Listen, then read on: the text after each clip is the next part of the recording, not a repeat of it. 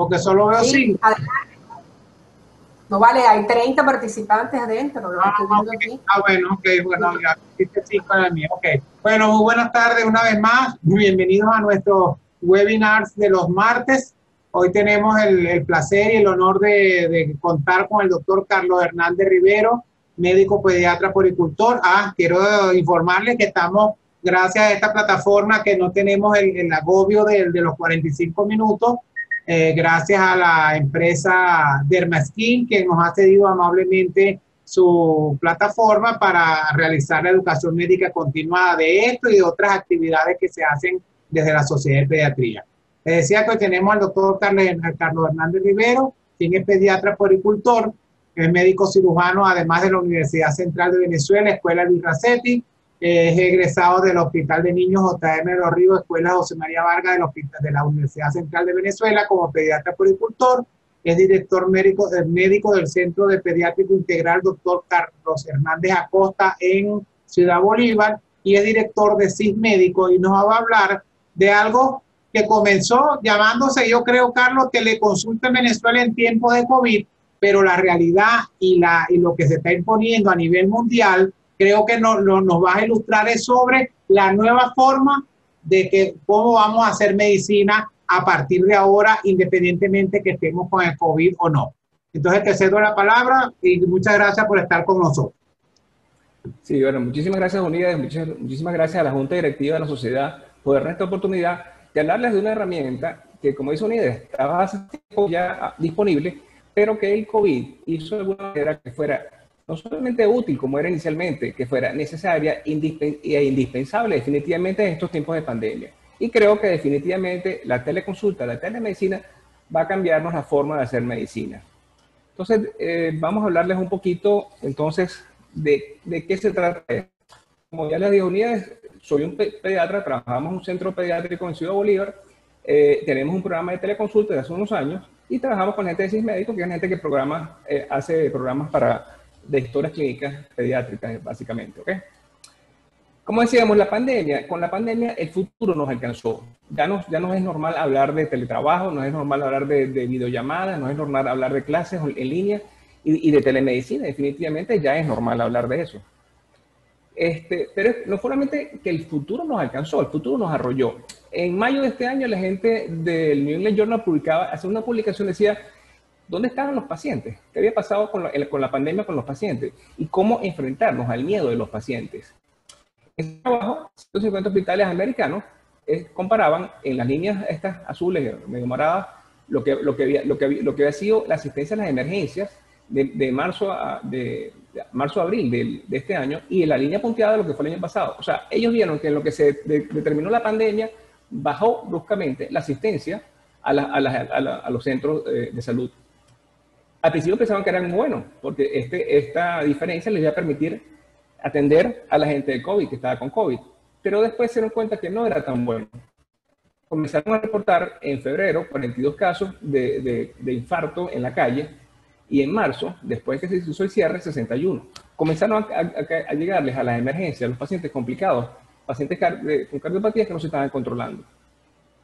Esta publicación de la semana pasada habla de las muertes en exceso que hay con COVID.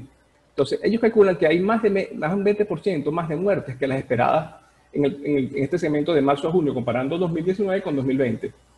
Y de este exceso, el 67% era atribuible a COVID, pero el otro 23% no era COVID, eran pacientes con patologías que no estaban siendo atendidas. Los cardiópatas, los diabéticos, los cánceres no seguidos, no operados, se están muriendo la gente de cosas que no son COVID por el colapso que nos llevó la epidemia en los servicios. Esta lámina del doctor Julio Castro, de cómo ha pasado este problema de los excesos de muerte en América Latina, es mucho peor. Esto veo cómo se comportó Chile, Ecuador o México. Estas son las muertes en exceso y estas son las muertes por COVID. Okay, es posible que parte de esta diferencial sean COVID que no son diagnosticados, pero el hecho es que hay más muertes que COVID. O sea, es decir, los pacientes deben ser atendidos. Con este año, de marzo a abril, y vieron, esto fue la columna clara,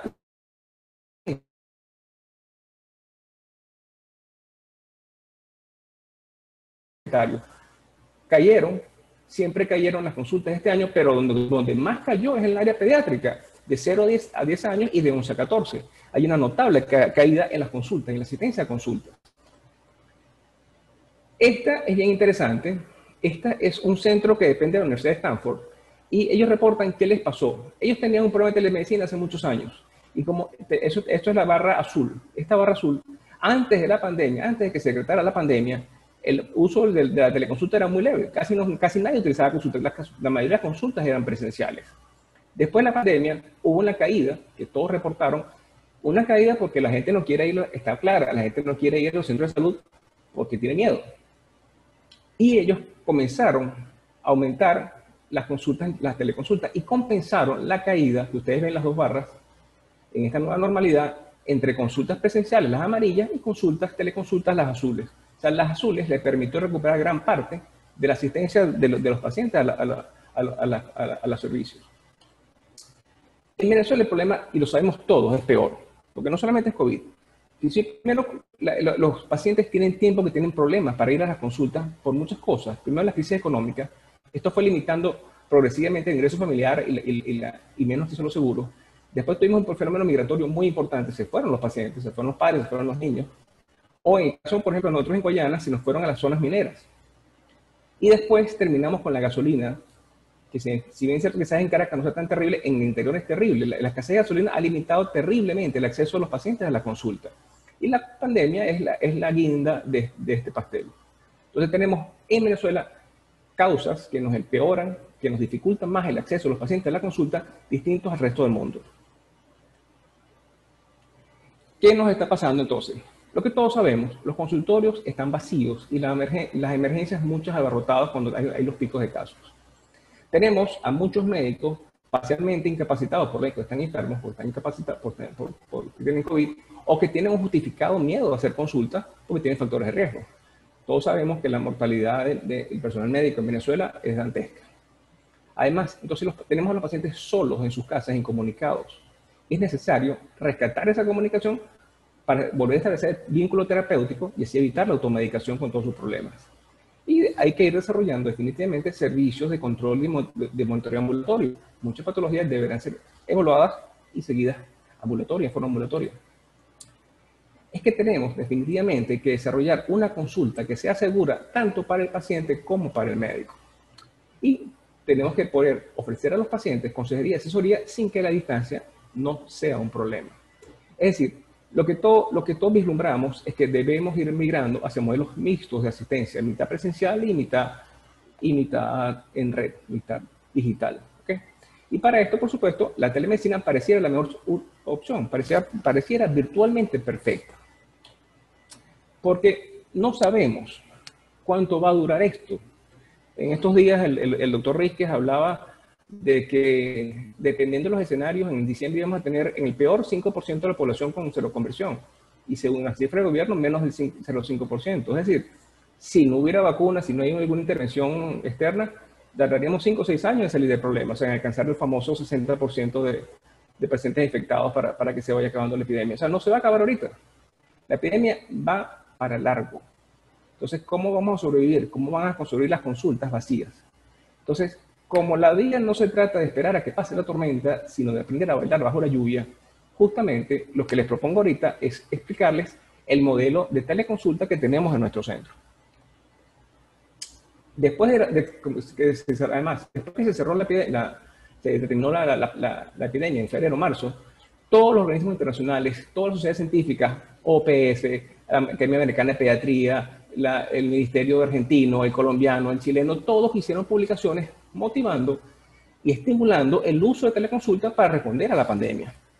Aquí, definitivamente, en Venezuela tenemos un grandísimo vacío en ese sentido, porque es que además tenemos mucho tiempo sin avance en el área de historias digitales y todo esto. Entonces, hacer teleconsulta, telemedicina sin historias digitales es muy complicado. Ok, volviendo a nuestro tema. Telemedicina es medicina a distancia. Los pediatras es un concepto que no es nuevo. Todos los pediatras hemos hecho teleconsulta alguna vez. Todos los pediatras respondíamos llamadas en la noche, mandábamos a baja fiebre, mandábamos a pedir exámenes por teléfono. Es muy difícil el pediatra que no ha calmado a una madre por teléfono antes. Después llegaron los mensajitos y después llegaron al WhatsApp y todos establecíamos relación con nuestros pacientes a través de todos esos medios. Lo que es distinto ahora, definitivamente, es la imagen en tiempo real, el video. El video nos ayuda a establecer algo muy parecido a lo que pudiera ser una consulta que se puede decir casi normal. Porque definitivamente nuestro oficio es la información. ¿Por qué? Porque información es lo que es el llanto del niño, información es la queja de la madre, información es lo que conseguimos en el examen físico, información es lo que buscamos en los libros o en la red, información es nuestro récibo, nuestras indicaciones, información es el consejo de la vecina asomada, todo es información. Entonces, una consulta no es más que flujo de información compleja. Y para ayudarnos en este flujo de información compleja, no hay nada mejor que la informática. Entonces, teleconsulta, telemedicina, tiene beneficios obvios. Acceso geográfico ilimitado, es más económico, es más fácil mantener una computadora que un consultorio en una clínica. El horario es flexible, usted mismo lo pone. El acceso para el paciente es fácil y rápido. Y hay seguridad. Ninguna forma, ninguna máscara, ningún face shield le garantiza la seguridad de una consulta con teleconsulta. Teleconsulta es mucho más seguro que cualquier otra forma de ver a un paciente. Y sobre todo nos permite rescatar el vínculo terapéutico, nos permite estar en contacto con nuestros pacientes otra vez. Ahora, si vamos a hacer teleconsulta en este país, ¿con qué contamos? ¿Qué tenemos para hacer teleconsulta? Esta publicación es una compañía que se encarga de medir en todos los países del mundo cómo están sus telecomunicaciones. El reporte del 2020 para Venezuela decíamos que éramos más o menos 28 millones de personas. ¿Okay?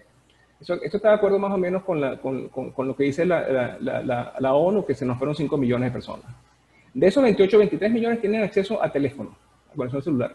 Y de esos 28 millones, 20 tienen acceso a Internet de alguna manera. Y 12 millones son usuarios de redes sociales. Mucha mamá metida en redes sociales. De esos 28 millones de habitantes, como dije anteriormente, 20 tienen acceso a Internet. El porcentaje de la población que tiene acceso a Internet es más o menos el 72%, que es bastante. Es menor, viene cayendo. Pero fíjense que contributivamente, aunque somos menos en el país, hay menos usuarios de Internet, pero los usuarios de redes sociales están subiendo. Además, los que nos quedamos estamos más conectados a las redes sociales. A su vez, de esos 28 millones, 23 tienen un teléfono celular. Eso representa el 81% de la población. El 81% de la población venezolana tiene acceso a un teléfono celular. La mayoría son prepagados, 87%, y el 80% tiene un teléfono prepagado con conexión a banda ancha, con conexión a data. Es decir, nuestro paciente ideal va a ser un paciente probablemente que lo que va a tener para comunicarse es un teléfono. Cuando la gente se queja en Venezuela de la velocidad de Internet, que Internet es mala, es verdad, Internet es muy mal en Venezuela y que es una de las peores del continente. Pero hay un dato bien interesante. La velocidad de conexión en los teléfonos es de 8.35 y viene subiendo en teléfono. En PC no. Todos sabemos que AVA va cada vez peor. Apenas la promedio de conexión es 3.42 Mbps y viene bajando. Entonces, lo que todos percibimos, si la conexión de AVA es peor, pero la conexión de teléfono viene mejorando. O sea, cuando usted tenga problemas de conexión, use el teléfono, use el banda ancha. Es más caro, por supuesto, y todos lo sabemos, pero es mucho mejor, es mucho más estable. Entonces, si vamos a hacer teleconsulta, ¿qué necesitamos? Esto es importante porque el problema con teleconsulta es que los pacientes no saben lo que es la teleconsulta, pero muchos médicos tampoco. En una oportunidad, una doctora me pidió que quería hacer teleconsulta y le pregunté, ¿tienes teléfono inteligente? No. ¿Tienes computadora? No. ¿Tienes internet? No. Eso no puede ser. Para hacer teleconsulta hay que estar bien claro. Se necesita una computadora, una PC, una laptop, un teléfono inteligente, conexión a internet lo mejor posible, lo más estable posible y definitivamente un software de historias clínicas electrónicas que le permita reunir y tener la información a mano. Entonces, si usted quiere montar su teleconsulta, ¿qué tiene que hacer? ¿Cuáles son los pasos? Tiene que diseñarla de alguna manera. Entonces, la primera parte de esta instrumentación de una teleconsulta es, primero, informar a su paciente que está disponible, que tiene disponible el servicio. Segundo, establecer su mecanismo para agendar la cita, usar una mensajería. Tercero, establecer los mecanismos de financiamiento, los mecanismos de pago. Cuarto, escoger qué plataforma de video, cómo va a ser el video que va a utilizar. Y quinto, cómo manejar la información. Entonces vamos a explicarles en qué consiste cada paso de este proceso. Información del servicio. Es indispensable en este proceso de de supervivencia usar las redes sociales. Las redes sociales están diseñadas justamente para hacer mercadeo, están diseñadas para informar, para hacer propaganda de alguna manera, de que usted dispone del servicio de teleconsulta. En cuanto a redes sociales, tenemos 12 millones de personas de los 28 que somos el país que tienen acceso a redes sociales. Esto representa más o menos un 42% de la población, vienen subiendo, ¿okay? Y de las redes sociales, la consentida es Instagram, la que le gusta más a venezolanos es Instagram. Sin embargo, apenas representa 4.2 millones de los 28 millones que tienen acceso a Instagram. Vienen subiendo las redes, lo usan más las mujeres, ¿okay? Y apenas sus propagandas, esto es importante, si usted va a invertir en propaganda en Instagram, que es muy atractivo, que pareciera muy atractivo, apenas va a alcanzar el 19% de la población. ¿Okay? No luce tan buena opción para invertir en propaganda en Venezuela, pero definitivamente es una buena vitrina. Es importante que diseñen una página de Instagram que tenga información clara de dónde está usted, qué servicios tiene, cómo los utiliza, cómo comunicarse con ustedes. ¿Okay? Entonces, es bien importante que el bio de su Instagram sea claro, diga dónde trabaja y qué hace. ¿Okay? Si no conoce, si no tiene un joven en su casa, un adolescente en su casa, contrate los servicios de alguien que le diseñe un buen Instagram, porque es su portada, va a ser su portada de ahora en adelante. Facebook lo usa más la gente mayor, pero es mucho más, es la madre de las redes sociales. Tiene mucho más elementos, mucho más poderosa. De hecho, ellos sostienen que tienen acceso en Venezuela a 11 millones de personas, que representan más, y que sus propagandas alcanzan el 51% de la población, pero no tiene crecimiento, a diferencia de Instagram, que viene creciendo. ¿Okay? Es importante es bueno que tengan las dos, Facebook e Instagram. De hecho, ellos pueden conectarse y usted puede hacer publicaciones simultáneas en los dos sitios, pues. Entonces, Facebook e Instagram es la forma que usted va a utilizar para comunicarle a su paciente que tiene el servicio, que cuenta con el servicio. Además, es un excelente instrumento para educación de pacientes. Es importante que usted brinde servicio a la comunidad, que usted eduque a la comunidad, e Instagram y Facebook son una excelente herramienta para eso. Ahora, ¿cómo nos comunicamos? El mundo se divide en función de su mensajería. Los azules usan Facebook Messenger, los verdes usamos WhatsApp. Entonces, Latinoamérica, Venezuela entre ellos, lo que utiliza para comunicarse, la mensajería por excelencia es WhatsApp. Entonces, WhatsApp va a ser la forma como usted se va a comunicar, como usted va a agendar citas, como usted va a mandar recipes, como usted se va a comunicar con sus pacientes. La primera recomendación, cuando van a usar WhatsApp, es que migren de una vez a WhatsApp Business, porque el WhatsApp personal es el equivalente a pasar consulta en su cuarto. El WhatsApp Business es equivalente a pasar consulta en su consultorio. ¿Okay? El WhatsApp Business le permite a usted identificarse como compañía, como centro, le permite además generar respuestas rápidas en cuanto a la típica respuesta, cuánto cuesta, cuál es el horario, cuál es la dirección, eso está ya, la puede tener ya prediseñada, y con un slash y una palabra lo envía. Entonces es muy fácil comunicarse con los pacientes usando WhatsApp, es la herramienta por excelencia. Y la otra cosa que van a hacer con WhatsApp es instalar el WhatsApp para PC, que es una forma, cuando usted está pasando consulta, muy cómoda de enviar recipes, constancias, toda la documentación. Es muy fácil mandarlos por WhatsApp de PC, desde la computadora, más cómoda que el teléfono. Ok.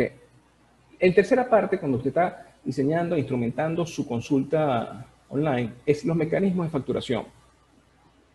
Hay quienes comentaban que la teleconsulta no debería ser paga. Es un trabajo como cualquier otro. Es un trabajo que en el fondo le ahorra muchísimo dinero al paciente, cuando está bien hecha.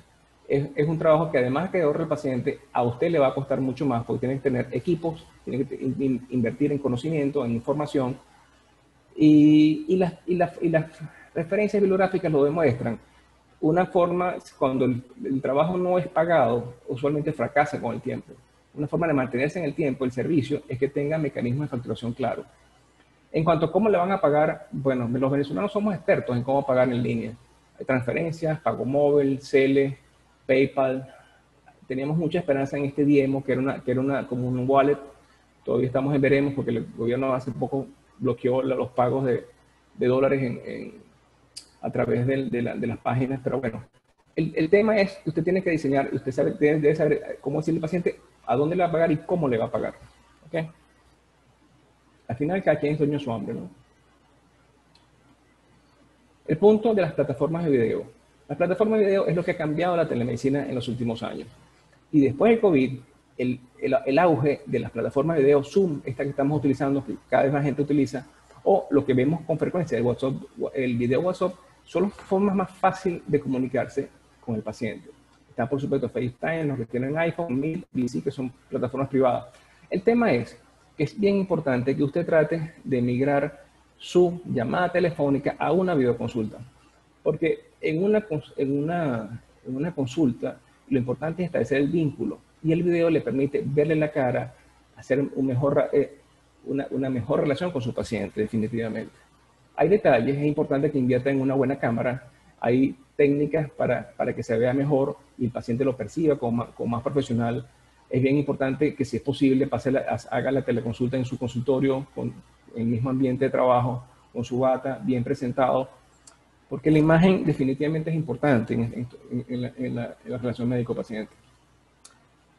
Lo que le comentaba, no es la misma relación la que se establece a través de una llamada telefónica que a través de una videoconsulta. Además, la videoconsulta, cuando usted comienza, le pierde el miedo. Hay mucha resistencia a hacer algo nuevo. Las consultas digitales tienen detalles que son distintos.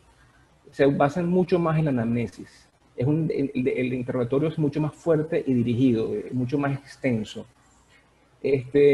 La consulta es familiar. En casos pediátricos, uno ve cuando pasa la teleconsulta que está la mamá con el bebé, se asoma la abuela, se asoma el perro, se asoma el papá, se asoma todo el mundo. Y es interesantísimo conocer las casas de los pacientes. Le dan muchísima información de cosas que uno no tiene cuando está en la consulta. Y cuando uno le pierde el miedo y uno comienza a hacer teleconsulta, encuentra cierta calidez en esa relación. Pero como toda técnica, hay que practicarla, estudiarla y desarrollarla. ¿Okay?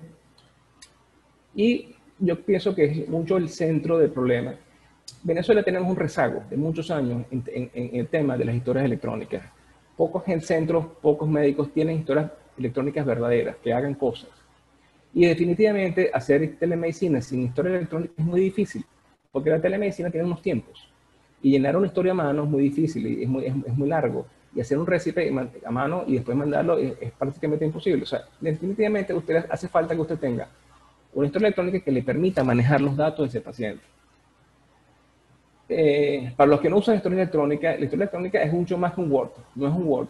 No es tener una computadora en el consultorio para hacer Word. Es tener un programa que les permita acceso local, acceso remoto, que usted pueda ver los pacientes en su casa o en el consultorio, que la información se pueda leer, que haya medidas de seguridad, que sea confiable, que pueda integrar en un solo sitio todo, exámenes de laboratorio, rayos X, video, y que tenga toda la información del paciente en un solo sitio, que no se pierda nada.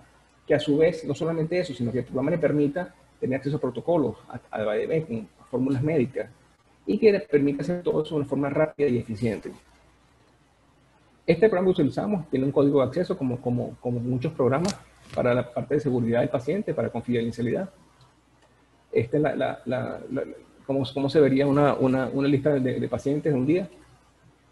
Casi todos los ítems son desplegables. Una de estas flechitas sale en varias ciudades y una sola simplemente escribe lo menos posible. La idea con la historia electrónica es escribir lo menos posible.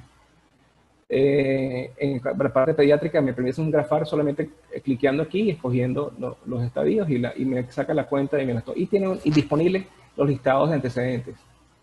Los listados, por ejemplo, de complicaciones. Lo que hace uno es escoger de una lista, ¿no? Es mucho más rápido. Llenar una historia electrónica no son más de 10 minutos. Y es una historia que tiene muchísima información, mucho más información de la que tiene una historia de papel.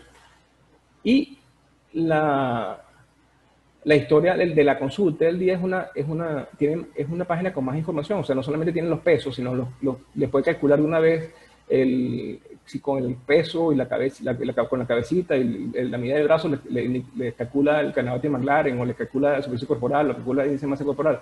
O sea, el programa les va calculando y les va señalando con colores si hay algún problema.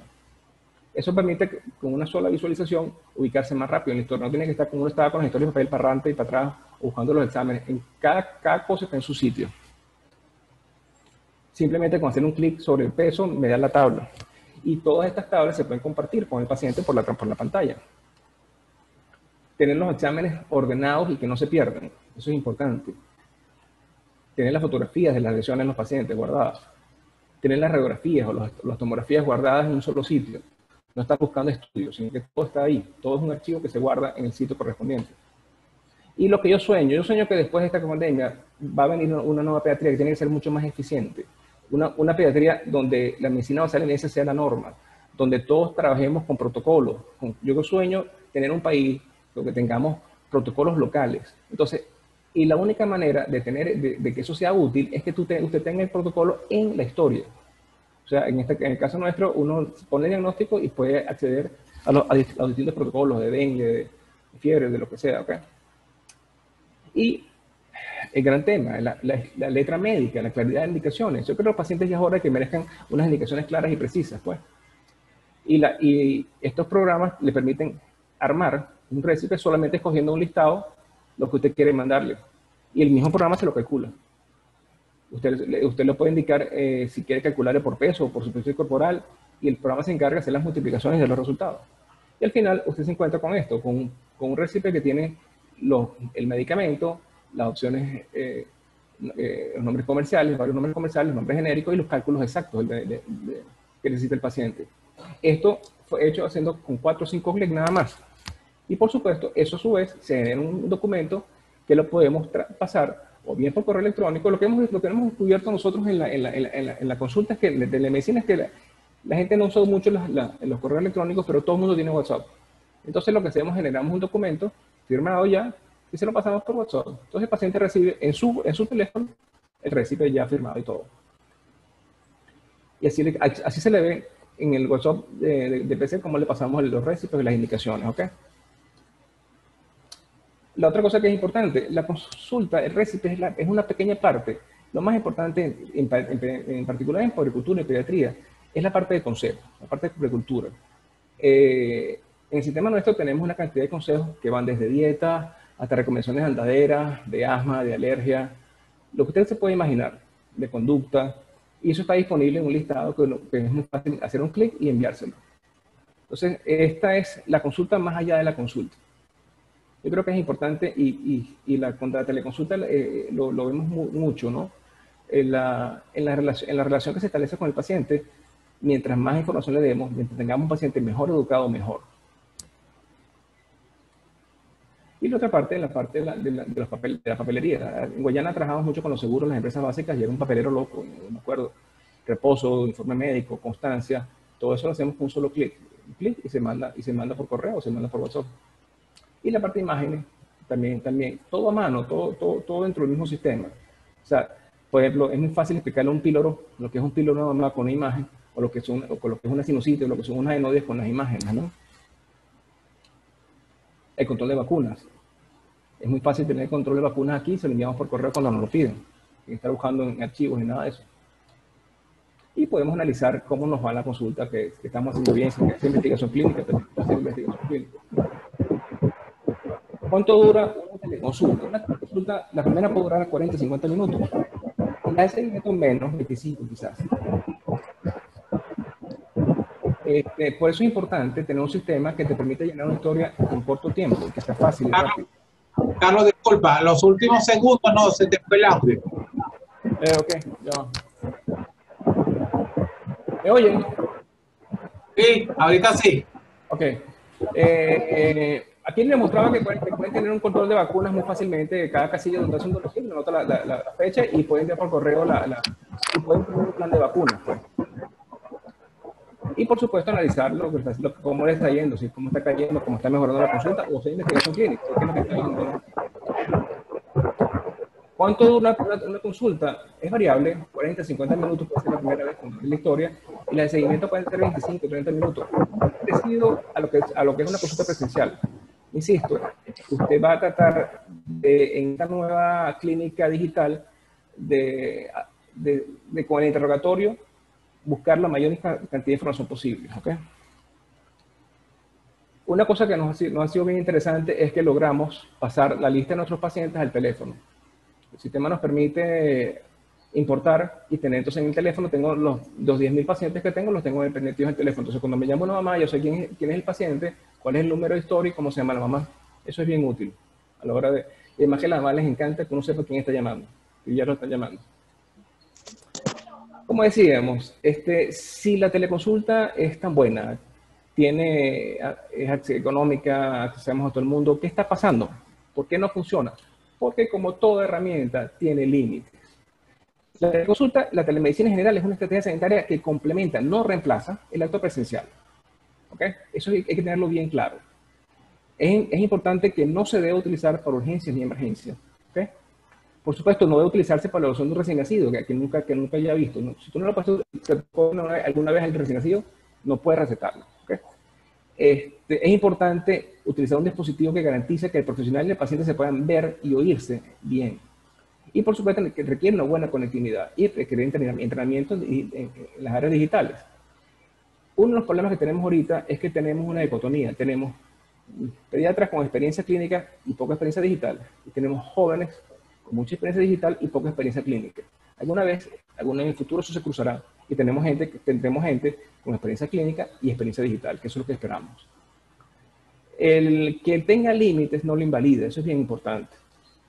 Yo pienso que en el futuro la nueva pediatría que saldrá de esta epidemia tendrá que ser una pediatría mucho más eficiente, tendrá que no evitarle al paciente viajes inútiles a las consultas. Ya no tendrán que ir a un consultorio para pedir una orden o para enviar unos resultados. Todo eso se puede resolver por teleconsulta. Teleconsulta, hay mucha... A veces, en la parte médica hay mucha resistencia. Esta curva que se está describiendo ahorita para teleconsulta, la tuvimos mucho tiempo con la parte de historias médicas. Al principio del proceso, con una nueva tecnología, hay una gran emoción.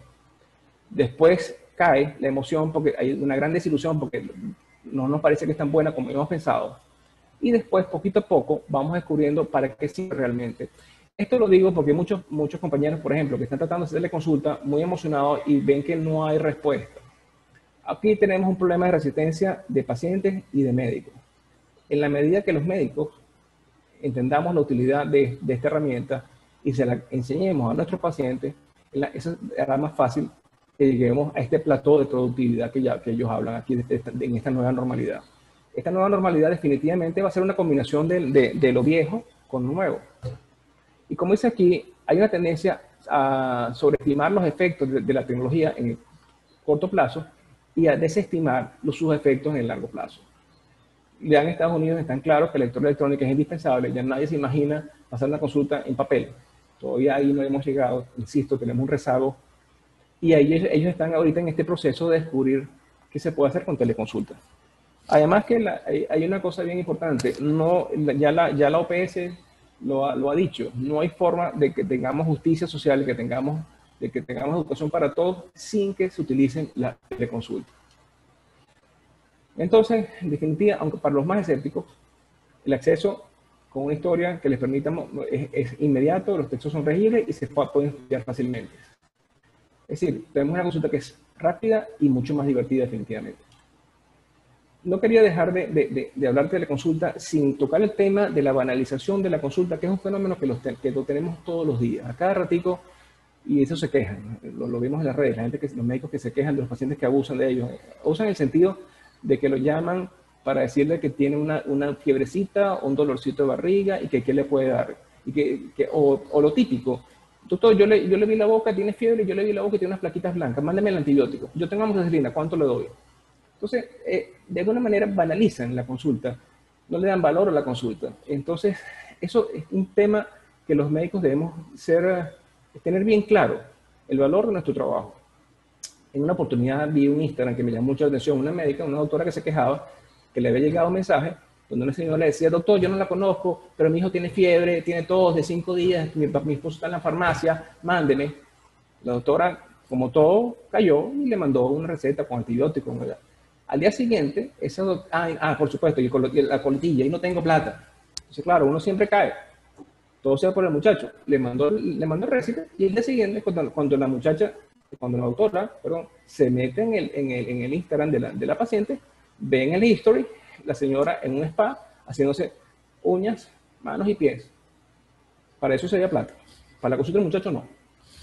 Yo creo que es hora de que, por la seguridad del bebé, la teleconsulta es mucho más que mandarle un mensajito. La teleconsulta es que usted sepa quién está recetando, quién es ese paciente, cuánto pesa, cuánto mide, todo. Y que quede además escrito lo que usted está mandando y lo que usted está haciendo.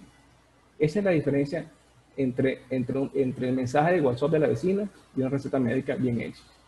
Es decir, yo creo que uno tiene que cuidar mucho la teleconsulta para que funcione, para que la gente entienda que es una herramienta útil, que baja costos, baja eficientemente utilizada, baja muchísimo los costos. Pero hay que tener respeto y creer en esto. Como le decía, muchas veces la gente no sabe lo que quiere hasta que no se lo enseñas. Yo creo que ese es el tema con la teleconsulta. No lo saben ni los pacientes ni muchos médicos. Entonces yo creo que ya es hora que tomemos en cuenta esta herramienta, porque como comentamos al principio, esta epidemia va para largo. Esta epidemia no se va a acabar en un año, 2, ojalá. Como decía la doctora Inver, en Venezuela hay que practicar un pragmático idealismo. Hay que ser pragmático para resolver los problemas que tenemos enfrente y hay que ser idealista porque este es un país donde definitivamente las prioridades no están bien resueltas. ¿Bien? Así es que hay que comenzar haciendo lo que es necesario, ahorita en pandemia, para después hacer lo que es posible, cuando logremos controlar la nueva tecnología, y de repente se encontrarán haciendo lo imposible. Ok, sé que gracias por su atención. Estoy a la orden por las redes, ahí nos pueden ubicar, hay correo, y si no en Instagram o por Google nos googlean, nos pueden conseguir cualquier duda que tengan sobre el tema. El tema es apasionante. Si se meten en Google o escriben un correo, les mandamos la guía, cómo hacer la guía, esto que conversé de cómo hacer la teleconsulta, una guía escrita sobre cuáles son los pasos para hacer una teleconsulta. ¿Okay? ¿Qué más? Nada, a sus órdenes. Muchas gracias, Carlos. Muy interesante. Preguntas, bueno, como arroz, pues que a veces nos da pena poder hacerla, ¿no? Porque nosotros tenemos, por lo menos mi generación, tuvimos la generación nació en Venezuela como decía la gente, las abuelas y las madres con una arepa bajo el brazo. La generación nueva nació con una laptop o un iPhone bajo el brazo. Entonces, nos ha costado a muchos de nuestra edad, cuesta adaptarnos a esta nueva realidad que tenemos que hacer y dar el paso, pero yo creo que las nuevas generaciones de pediatras y de todo el mundo en general, pues les es más fácil hacer la transición. Por lo tanto, yo creo que, yo no sé si se me ocurre ahorita, a lo mejor más adelante hacer como un tutorial o una especie de curso online para los que nos queramos montar en esta nueva tecnología, y bueno, afinar detalles de repente, no sé, ideas que se me vienen ahorita con esta interesante. Seguro. Acuérdate que la Academia Americana de Pediatría tiene un capítulo, así como este capítulo de lactancia, de vacuna, un capítulo de informática médica. Ah, bueno, nosotros tendremos que ir pues con coherencia a la nueva directiva, y a mí no me da tiempo, pues quedan 3 meses de mandato, pero sí ir hacia ese nuevo mundo para muchos de nosotros, que es la parte tecnológica. Pero aquí te preguntan, además de la felicitación, y el problema de audio de muchas personas, que no es de nosotros, sino cada quien en particular, por alguna conexión de los micrófonos, algo que lastimosamente no oyeron por la parte del sonido. Por aquí te decía algo de Instacel, déjame ver si lo consigo, no sé si él ya lo vio por allí. Ajá, aquí está, la doctora Georgina Godoy. Carlos, para agregar la historia ocupacional, se nos establecido Instacel para otra especialidad. Sí, bueno. Por algo de eso dice. Sí, con todo gusto. Fíjate, tenemos con una ginecología, una oftalmología, tenemos una medicina interna, estamos trabajando con una odontológica. Eso se puede modificar de acuerdo a la especialidad. Hay variedad, no hay una sola historia electrónica. Cada especialidad tiene pequeñas variaciones. Sí, con todo gusto. Si se comunica con nosotros, nos podemos... Ahora, yo creo que es parte también importante el paso que debería dar la gente popular de la salud, porque lo dejar fuera que todos los hospitales, las clínicas lo tienen, pero las clínicas, los hospitales, para pasar a una historia de esta naturaleza, pues habría que tener un buen interlocutor a nivel del ministerio, pues de que entiendan la conveniencia de esta herramienta, ¿no? Claro, o sea, el sueño de gente que parece que ya lo han logrado, el sueño es tener una sola historia electrónica para todo el mundo. O sea, el sueño es, por ejemplo, tú vas a Inglaterra y en cualquier lado tienes tu historia. Claro. Paraguay, tú tienes un accidente en una carretera y ya te meten en el hospital y tienen tu historia. Esa es la idea, que tengamos una historia para todos. Eso exactamente. Bueno, ya eso, si te da la transición, recomendaremos que te inviten a hacer esos entrenamientos y tomar en consideración tu experiencia. Pero aquí te dicen, ¿dónde podemos adquirir el programa del software? Estoy muy interesada. Sí, si nos escriben en correo, les mandamos toda la información. Si ponen en Instagram, @sismédico o CPI Sistemas 2.0, están. Coloca ahí en el chat la dirección postal, que estaba en la lámina de la presentación. Y cuando quieren, si se meten en la página, hay una página de internet también, ahí tienen para bajar la guía o para pedir la cita para enseñarles el sistema y cómo funciona y ponernos de acuerdo. Sí. La doctora Ascensión Santamaría Carlos. Perdón.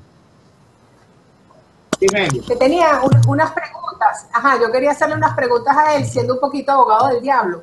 Porque esta mañana la doctora María Elena Herrera me mandó un artículo extraordinario de lo que están haciendo en España con la teleconsulta, ¿no? Y entonces allí había varias preguntas. La primera que te quería hacer es, ¿qué especialidades realmente se ven beneficiadas con la teleconsulta? ¿Todas las especialidades pueden trabajar así? ¿Cuáles tienen mayor porcentaje de aciertos? ¿Cuáles son las mejores especialidades para utilizarlo, por decirlo así?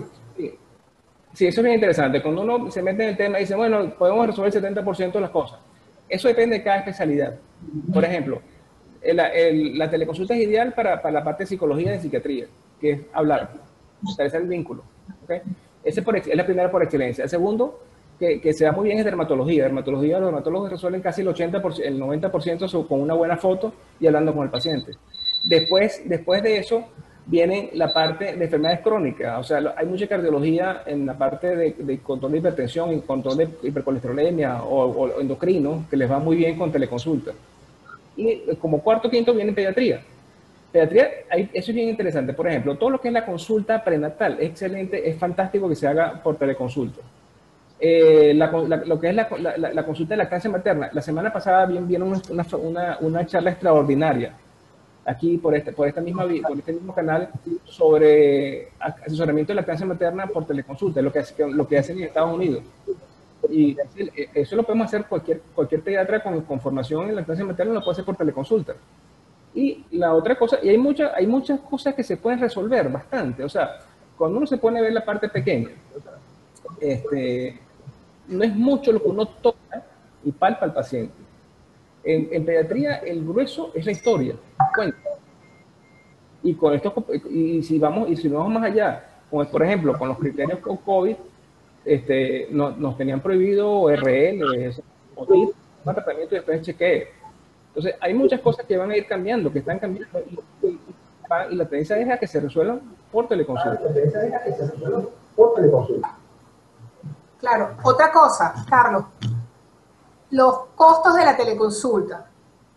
Es verdad que en Venezuela hemos retrocedido en todas las ciencias, en todo el desarrollo, pero para nadie es un secreto que en el interior del país estamos prácticamente en el primitivismo. Yo tengo 30 años viviendo en Guayana y yo me acuerdo cuando yo me empecé a vivir aquí en Guayana en los años 90, yo sentía que estaba en la Venezuela de los 50. Bueno, ahora no sé dónde estoy ubicado. Entonces hay mucha resistencia a usar el servicio, pero no está bien visto cobrar por el servicio. ¿Qué has visto tú sobre ese tema? Sí, yo creo que se confunden términos. Sí, es decir, lo primero es, si tú estás y estás abarrotando los costos del paciente, ¿por qué no vas a cobrar? No lo entiendo. Yo creo que lo que pasa muchas veces es que la gente está insegura, no conoce la herramienta, no está capacitado con la herramienta y por eso tiene reservas personales a la hora de cobrar.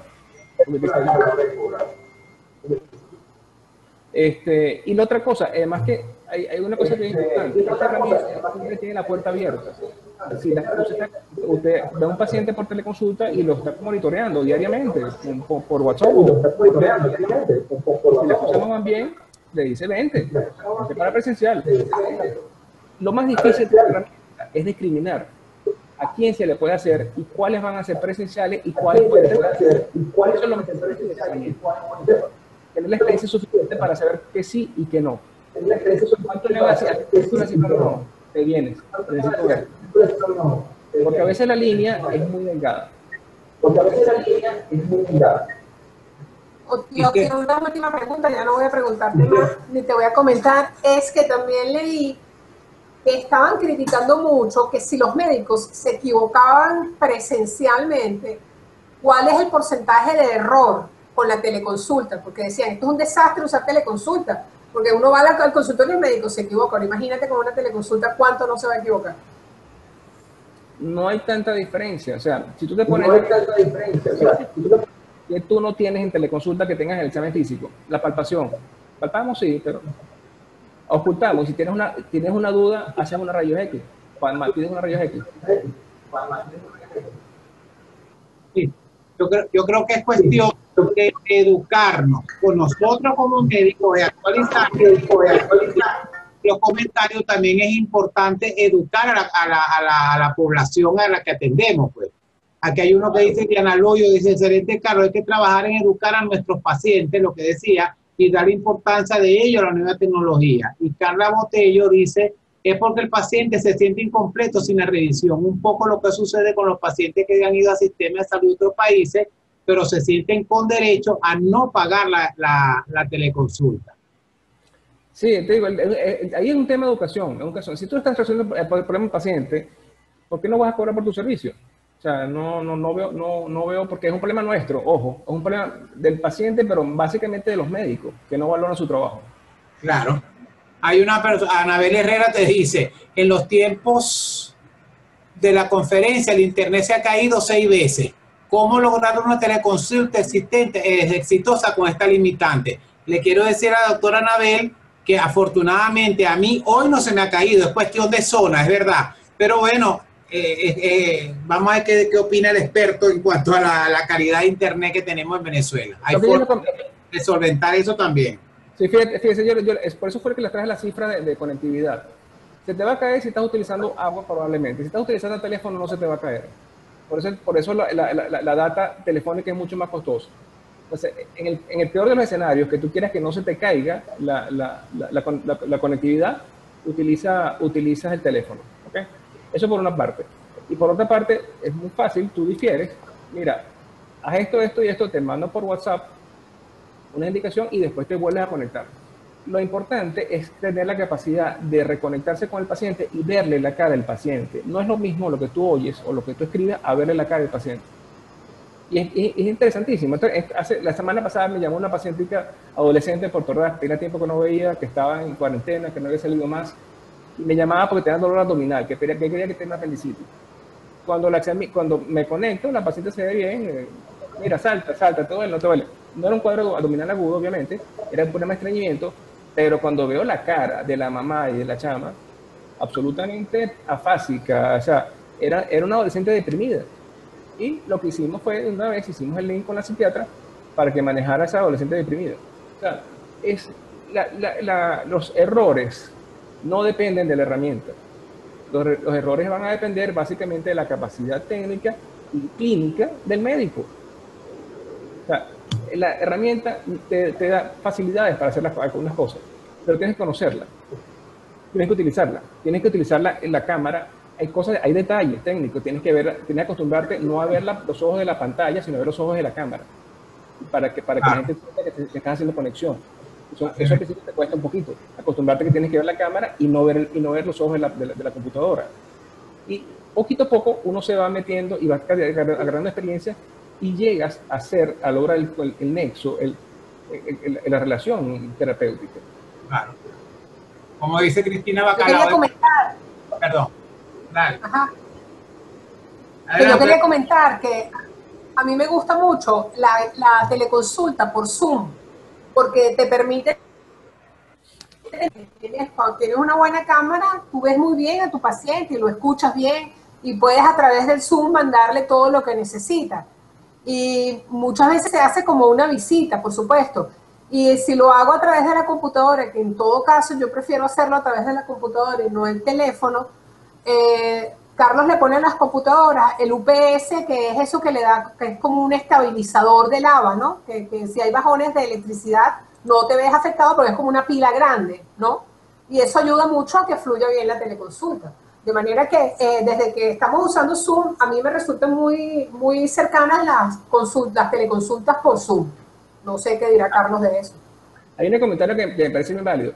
A muchas veces te pasa que la gente quiere que tú le resuelvas por teléfono gratis. Cuando te llaman y te dicen, bueno, tú le mandas el mensajito de la teleconsulta y ya entienden que no es gratis, que es pago. Y eso es importante que la gente... aquí no tiene, no se le cobra. Eso lo tenemos claro todo. Pero el que tiene que pagar por el servicio. Yo creo que es un tema de educación. Sí, como dice la doctora Cristina Bacalao, educar al paciente. Están acostumbrados a las consultas gratis por WhatsApp, porque ¿por qué voy a pagar si me lo puedes responder rapidito? Es verdad, hay que aprender de los abogados que cobran por mensaje, llamadas, según tiempo, y ellos valoran su trabajo. Bien. Claro, y el truco está en convertir la consulta en video. Esa es la forma. Claro. Me dice, excelente webinar, muchas gracias. El paciente no le gusta pagar, creo que estamos distribuyendo los 24 por los 365. La doctora María Teresa Heredia, es hora de adaptarnos a esta nueva normalidad y esto implica educar a los pacientes que hasta ahora estaban acostumbrados a esas consultas. Al fin, la doctora Migdali Mendoza logró escuchar. Eso significa que es problema de tu computador. De todas maneras, bueno, seguramente la charla se la va a colocar en la página, en el YouTube de la sociedad, para poder verla con sonido. Así es. Y bueno, estoy pensando en la forma de cómo hacer una serie de, no, tal vez no los martes, otros días, que se pueda hacer un curso para ayudarnos a todos a montarnos en esta nueva plataforma. Claro. Te digo, una vez que ustedes que se comienza a utilizar la historia electrónica, el tema inicial es que tenemos un rezago en historia electrónica. Entonces nos agarró la pandemia sin historia electrónica. Así es. Más difícil. O sea, el ABC es comenzar por la historia médica electrónica para poder hacer la teleconsulta, porque una consulta que no la tengas guardada en la memoria es una consulta que se pierde. Tú no te acuerdas del paciente, qué le indicaste, qué tenía, cómo hiciste. Es una consulta que queda en el aire. ¿Dónde estás?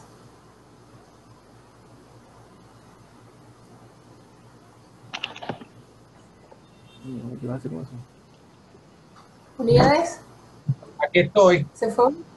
No. Veo. ¿Qué? Aquí estoy. Estuvimos un ratico sin tu audio. Bueno, que comentaba que era importante tener como base la A del ABC de la teleconsulta, es la historia médica electrónica, donde tú vas a tener guardado todos los recuerdos de tu paciente. Y una consulta que tú tengas guardada, archivada, que tú no sepas la historia del paciente, queda en el aire. Es una historia, yo no sé trabajar sin historia médica. No puedo sin el antecedente, sin el contexto de lo que estoy viendo allí. Y guardarlo en la memoria para después, cuando el paciente vaya, tener una continuidad. ¿Entiendes? Entonces, ahí hay que comenzar por eso. Sí, ahí les puse un link. Si se meten en ese link, les envío un formulario y les envío un resumen de esta charla, de cómo montar un consultorio digital para telemedicina. Cuando puedan, usando ese link que les envía por ahí, ¿ok? Buenísimo. Chévere. Bueno, no veo más preguntas por ahí. Muchísimas gracias, Carlos, por tus orientaciones y por compartir tu experiencia. Y bueno, seguimos avanzando. Y recuerden, gracias, Elvia, por el apoyo. Y recuerden que somos la voz de la infancia venezolana. Así gracias. Es. Buenas tardes a todos. Muchas gracias por estar. Nos vemos el próximo. Buenas tardes. Okay. El próximo martes, si Dios quiere. Carlota de Cancún te pregunta cuál es el software para la historia clínica electrónica. Pero ahí se llama Sysmédico.